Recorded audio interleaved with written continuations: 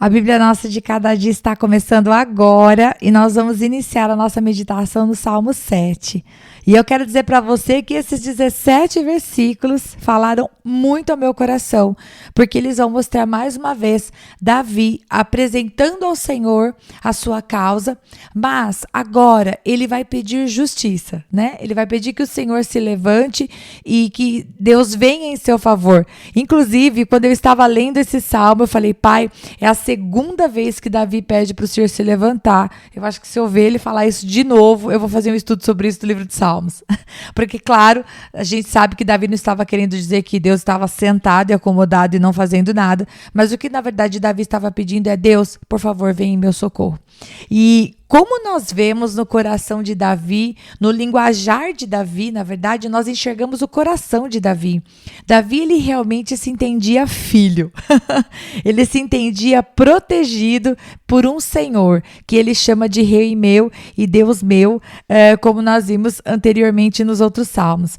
E quando nós vemos esse coração de Davi, eu não sei se você se sente estimulado a se colocar debaixo do mesmo senhorio, mas eu me sinto realmente convidada a me colocar nesse lugar seguro, que é a presença de Deus, e gozar dessa sensação de confiança que Davi goza. Porque, mais uma vez, nós vamos ver Davi apresentando os seus problemas diante de Deus nessa canção, e nós vamos ver logo na sequência Davi dizendo para Deus, mas o Senhor tem o controle, o Senhor é o juiz e eu vou te louvar apesar das circunstâncias. Né? Em resumo, o salmo é isso. Davi trazendo um problema e dizendo, mas o Senhor é mais. Então vamos começar aqui. Primeiro, como eu já havia mencionado para você em outros salmos, essa pequena observação que tem embaixo do Salmo 7, ela é uma observação que consta na Bíblia hebraica. Então nós podemos confiar nesta anotação como sendo verdadeira. E o que diz aqui no Salmo 7? Fala assim, confissão de Davi, que ele cantou ao Senhor acerca de Cuxi, o benjamita.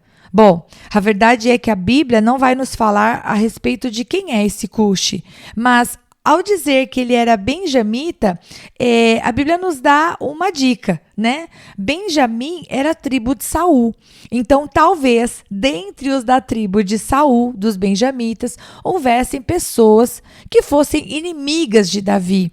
E aqui, Davi vai apresentar a sua confissão, né? O seu pedido de socorro e o seu pedido de juízo contra aqueles que, como leões, estavam se levantando contra ele. Então, vamos lá.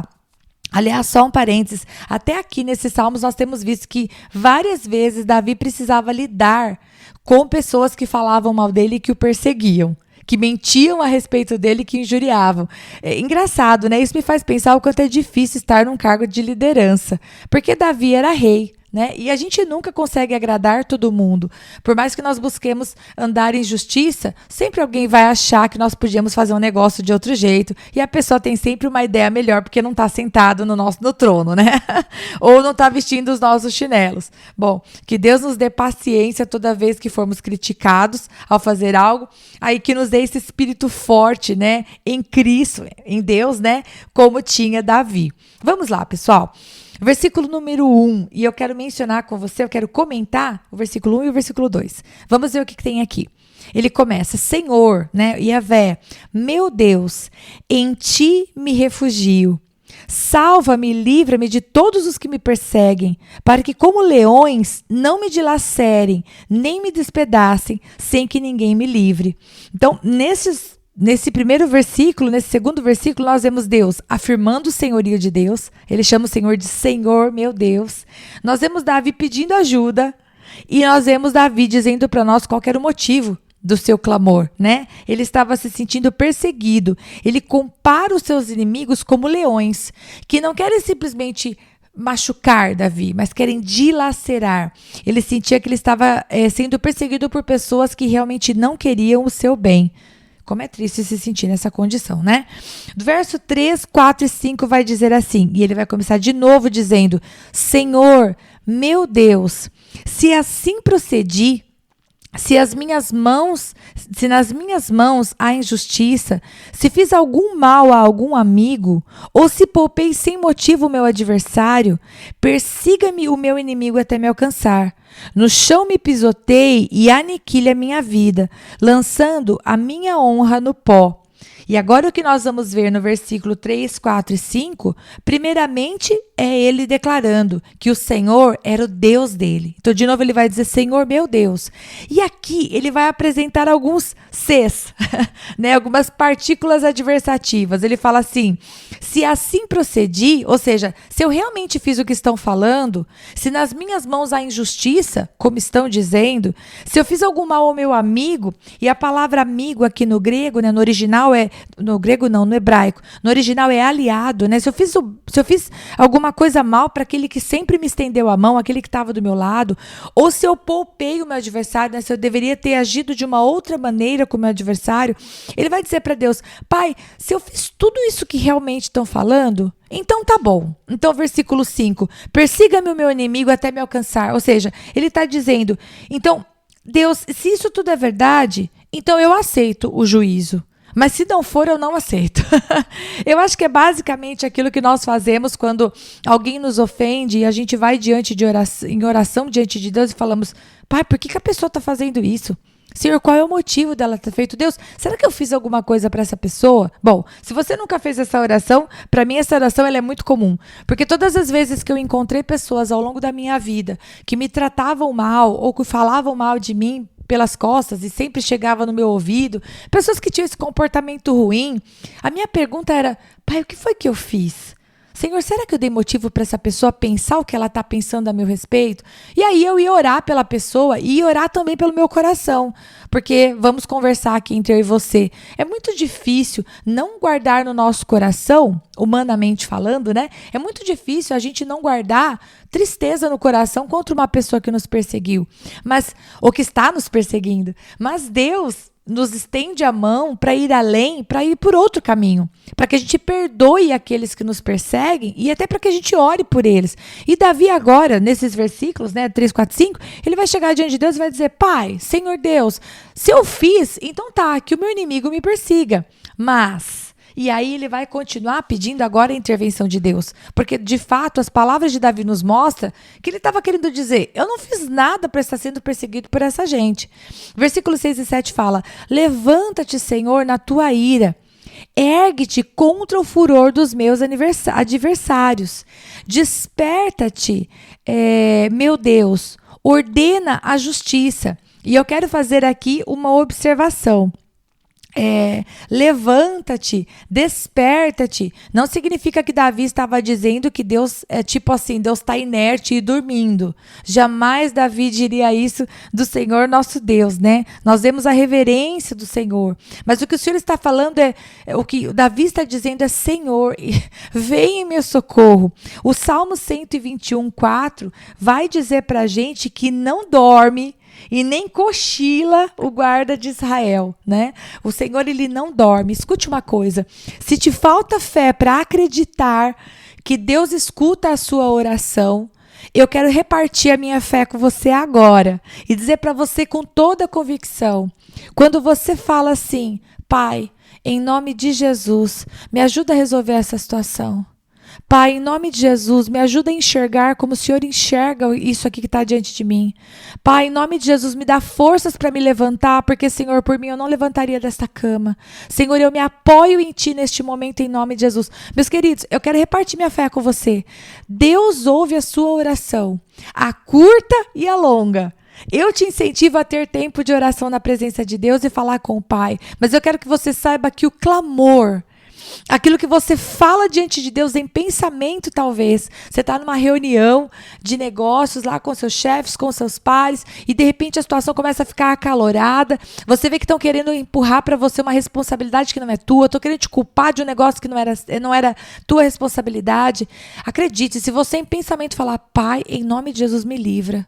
Senhor, em nome de Jesus, destrói isso que o inimigo está querendo armar contra mim. Deus, traz a verdade nessa mesa em nome de Jesus. Meu querido, eu quero te dizer, Deus escuta o teu pensamento, né? Salmo 139 fala, ainda a palavra nem me chegou à boca, que o Senhor já conhece ela toda. Aleluias. Então você pode orar. E aqui Davi vai dizer, desperta-te, meu Deus, não porque ele achava que Deus estava dormindo, porque não dorme, nem cochila, o Senhor Deus não pestaneja, né? Ele não vacila em trazer a resposta. Fique tranquilo, mas ele vai falar assim, ordena a justiça. O que ele está dizendo é, Pai, me ajuda, vem com a tua intervenção. E aqui está dizendo, né, versículo 7, reúnam-se os povos ao seu redor, das alturas reina sobre eles. Sabe o que esse versículo quer dizer? Não importa o que as pessoas façam contra Davi. O rei de Davi, o Senhor de Davi está acima de tudo isso e ele reina das alturas. Agora vai a boa notícia para mim e para você. O rei de Davi é o teu rei e é o meu rei. Então, não importa as circunstâncias que nós estejamos vivendo aqui na terra agora, saúde, dinheiro, problemas familiares, dúvidas a respeito de algumas decisões, o nosso Deus reina. Então, assim como o Davi virou para Deus e disse, reúnam-se os povos ao teu redor, das alturas reina sobre eles, eu acho que nós podemos falar para o Senhor, Pai, reúna todos os meus problemas aqui, reina sobre eles. Pai, me dá as estratégias para que eu possa agir de acordo com a tua vontade diante de cada desafio da minha vida e que a tua vontade reine sobre cada área da minha vida, porque eu vou agir consoante a tua vontade. Porque, obviamente, né, meus irmãos, é muito fácil a gente ser criador, troublemakers, a gente ser criador de problemas e virar para Deus e falar, Deus, resolve aí para mim, valeu, beijo. Não, não é assim que funciona, né? Davi podia virar para Deus e falar, Pai, reina das alturas sobre os meus inimigos, porque aqui Davi deixa bem claro para nós, aquilo que estavam acusando Davi era mentira, Davi não era culpado. Então, essa também tem que ser a nossa condição, né? Nós não vamos jogar nossos problemas para Deus e sentar como se Ele fosse o nosso servo e nós fôssemos os senhores. Porque muitas vezes é assim, né? A gente ora e quer que Deus saia correndo resolvendo nosso problema. Isso é totalmente antibíblico e é muito mimado da nossa parte achar que Deus vai correr para resolver a bagunça que nós criamos. Então, a nossa oração tem que ser, Pai, abençoa essa situação, reina sobre essa situação, mas, Pai, também me ajuda a mudar o meu comportamento para que eu possa fazer corretamente aquilo que o Senhor quer que eu faça. Porque se eu quero frutos diferentes, eu preciso plantar uma semente diferente. E aí, continuando a ideia, no versículo 8 e no versículo 9 diz assim, o Senhor é quem julga os povos.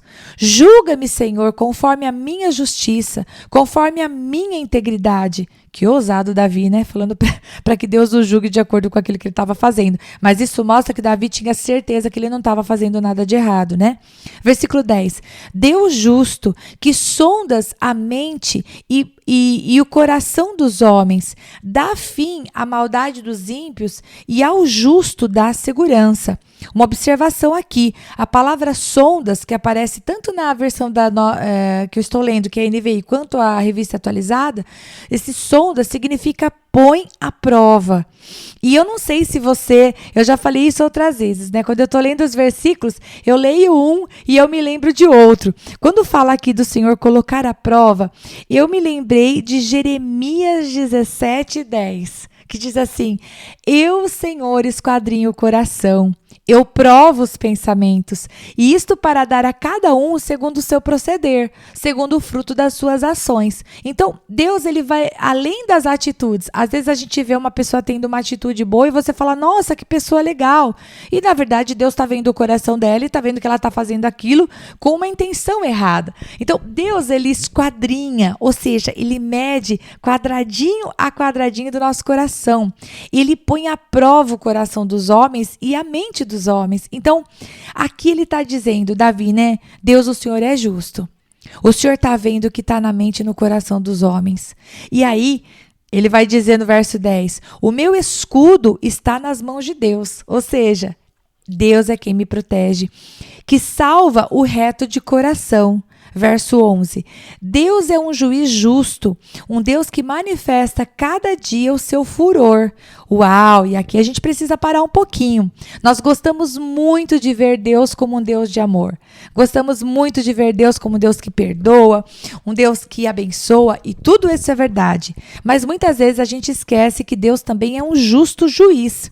E que o juízo de Deus vem para os homens que pedem pelo juízo de Deus, né? Aquilo que o homem desejar no seu coração, aquilo que ele escolher para si, ele pode perfeitamente receber, se é assim que ele quer. Então, o final do versículo 11 vai dizer que ele manifesta cada dia o seu furor. E aqui no versículo 12 e 13 a gente vai ler sobre isso. Veja o que está escrito. Se o homem não se arrepender, veja, Deus quer que o homem se arrependa. Ok? A vontade de Deus é que eu e você, nós nos convertamos dos nossos maus caminhos todos os dias. E que aquele que ainda não rendeu o seu coração ao Senhor Deus, venha render o seu orio, venha caminhar com Deus. Então, a vontade de Deus é o arrependimento. Mas Davi vai dizendo no verso 12, se o homem não se arrepender, Deus afia a sua espada, arma o seu arco e o aponta. Prepara suas armas mortais e faz de suas setas flechas flamejantes. Uau! Aqui está dizendo que Deus arma o seu arco e o aponta. Você acha que Deus é ruim de mira? Eu não acho que Deus é ruim de mira, não. Eu não acho, não. Eu acho que quando ele aponta, ele é certeiro no seu juízo. Então, para que serve o versículo 12 e o versículo 13? Para que a gente fique com medo? De maneira nenhuma, né? Deus, ele prepara a colheita para cada semeadura, né? E ele está disposto, como eu vi no versículo 17, com você, o capítulo 17, verso 10 de Jeremias, a dar segundo o seu proceder. Então, a nós cabe o quê?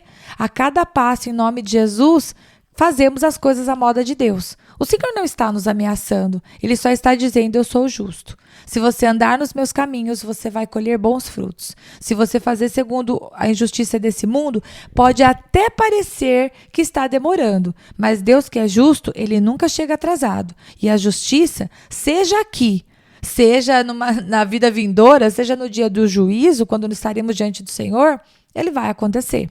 Uma pausa para um gole d'água, espera. Que eu já estou percebendo aqui que minha voz está ficando de taquara rachada. Está na hora de terminar. Vamos para o versículo 14. E as flechas flamejantes me lembra da glória flamejante, né? Que o pastor Leandro gosta de falar. Versículo 14. É isso? Vamos lá. Versículo 14, 15 e 16 fala assim. Quem gera a maldade concebe sofrimento e dá à luz a desilusão. Bom, aqui está começando a falar daqueles que escolhem o caminho ruim, que escolhem o pecado deliberadamente. E se eu tinha falado para você que eu tinha me recordado de outro texto, quando eu li esse versículo, eu me lembrei de Tiago 1,15. Lembra de Tiago 1,15? Fala assim, então a cobiça, depois de haver concebido, dá à luz ao pecado. E o pecado, uma vez consumado, gera morte. Esse versículo aqui, né, 14, me lembra esse versículo de Tiago. Porque assim, ó, quem gera maldade concebe o sofrimento e dá luz à desilusão. É como se Davi fosse falando pra gente sobre um crescente do pecado. E aí no versículo de baixo, ele vai dar um exemplo. Quem cava um buraco e o aprofunda, cairá nessa armadilha que fez. A sua maldade se voltará contra ele, sua violência cairá sobre a sua própria cabeça. E aqui, eu sei que eu falei que eu quero terminar, porque minha voz já está indo embora, mas ela vai voltar em nome de Jesus. Mas eu preciso lembrar para você da história de Esther. Porque quando eu vi esse negócio aqui de cava um buraco e cai nele, imediatamente eu me lembrei de Ramã. Se você não leu a história de Esther, você tem que ler a história de Esther porque é fantástico. Tinha um rei chamado Assuero, que é o tal do Xerxes lá, né? Xerxes é o nome em grego. E esse tal desse rei Assuero, ele reinou entre 486 até 465 a.C. E esse rei casou-se com Esther, porque ele trocou de esposa, porque Vasti o desonrou, enfim, você tem que ler lá a história. Mas onde que eu quero chegar? Mordecai era parente de Esther. E Mordecai, sendo judeu que era, não se dobrava diante de outros deuses ou para adorar pessoas. E Ramã, que era um funcionário do rei Assuero, um funcionário, vamos dizer assim, importante de Assuero, queria adoração para si. E Mordecai, parente da rainha Esther, não se dobrava. Hamã um dia ele já estava ficando cansado daquela situação de Mordecai não se submeter. O que foi que ele fez? Ele montou uma situação, a gente vê isso lá em Esther 3:6, tentando voltar o coração do rei Assuero contra o povo judeu. E ele foi bem sucedido, porque Hamã era um homem de confiança do rei Assuero. Então o rei Assuero disse, ok, faça a tua vontade. Se esse povo não obedece às nossas leis, tudo bem, pode mandar matar. E então Mordecai, juntamente com Esther, e o povo se reúne em jejum e oração. Esther intervém diante do rei a respeito dessa resolução que havia sido tomada. E sim, Deus livra o povo judeu. Mas eu quero citar para você o exemplo de Hamã. Um dia, a mulher de Hamã, tá lá em Esther, capítulo 5, verso 14. Olha lá, a esposa dando um mau conselho. A mulher de Hamã, chamada Zeres, fala para Hamã assim, por que tu não constrói uma forca para enforcar Mordecai? Olha a ideia da mulher dele. E Hamã, que já estava cansado da insubordinação de Mordecai, fala, boa ideia. E era uma forca enorme. Na revista atualizada fala em côvados, né? Fala 50 côvados. O côvado é uma medida que é mais ou menos 45 centímetros. Então, assim, a forca era uma forca de mais de 20 metros de altura. Para mim é um negócio irreal. E ele mandou construir aquilo. Era um símbolo de ameaça também. E, amigos, o buraco que ele cavou, ele mesmo caiu dentro, como diz o versículo 15. Porque ele fez aquela forca para enforcar Mordecai e ele foi enforcado naquela forca. Isso parece um trava-línguas, né? Enforcado naquela forca. Mas ele foi enforcado naquela forca que ele mandou construir. Porque a maldade que ele planejou para Mordecai e para todo o povo judeu caiu sobre a cabeça dele, porque o próprio Deus usou a rainha Esther para trazer livramento para o povo. E quando eu li esse versículo, eu falei, Deus, é verdade. Ou seja, aqueles que se levantam contra você, em qualquer situação, pode ser da tua família, pode ser do teu trabalho, da tua escola, teu vizinho, não vá pagar o mal com o mal pelas suas forças. Ore a Deus pedindo livramento. Não tente você ser o juiz da sua causa. Trate esta pessoa em honra, trate esta pessoa com educação, né? Não pague o mal com o mal, mas vá chorar diante de Deus, porque existe aqui um decreto. Quem gera maldade, versículo 14, concebe sofrimento e dá à luz a desilusão. É verdade. Agora o versículo 15 fala, quem cava um buraco e o aprofunda, ou seja, quer fazer a outra pessoa cair num lugar bem fundo, cairá nessa armadilha que fez. Sua maldade se voltará contra ele, sua violência cairá sobre a sua própria cabeça.